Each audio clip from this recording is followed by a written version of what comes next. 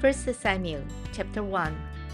There was a certain man from Ramathaim, a Zophite from the hill country of Ephraim, whose name was Elkanah, son of Jeroham, the son of Elihu, the son of Tohu, the son of Zuph, an Ephraimite. He had 2 wives. One was called Hannah, and the other Peninnah. Peninnah had children, but Hannah had none. Year after year, this man went up from his town to worship and sacrifice to the Lord Almighty at Shiloh, where Hophni and Phinehas, the 2 sons of Eli, were priests of the Lord. Whenever the day came for Elkanah to sacrifice, he would give portions of the meat to his wife Peninnah, and to all her sons and daughters.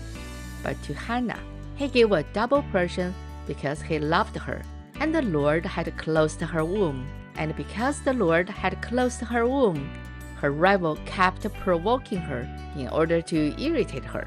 This went on year after year. Whenever Hannah went up to the house of the Lord, her rival provoked her until she wept and would not eat. Elkanah, her husband, would say to her, "Hannah, why are you weeping? Why don't you eat? Why are you downhearted?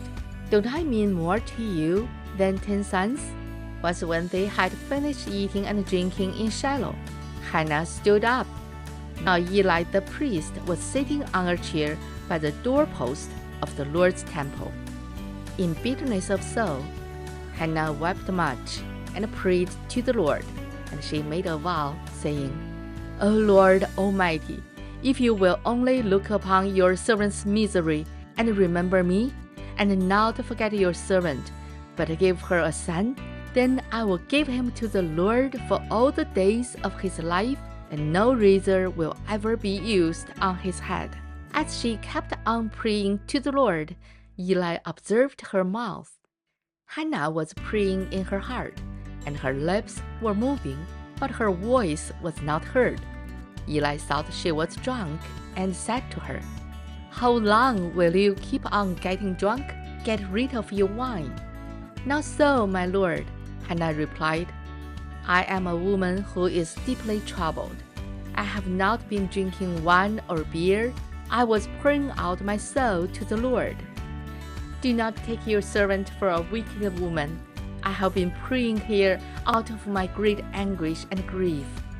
Eli answered, "Go in peace, and may the God of Israel grant you what you have asked of him." She said, "May your servant find favor in your eyes." Then she went her way and ate something, and her face was no longer downcast. Early the next morning, they arose and worshipped before the Lord, and then they went back to their home at Ramah. Elkanah lay with Hannah his wife, and the Lord remembered her. So in the course of time, Hannah conceived and gave birth to a son. He named him Samuel, saying, "Because I asked the Lord for him."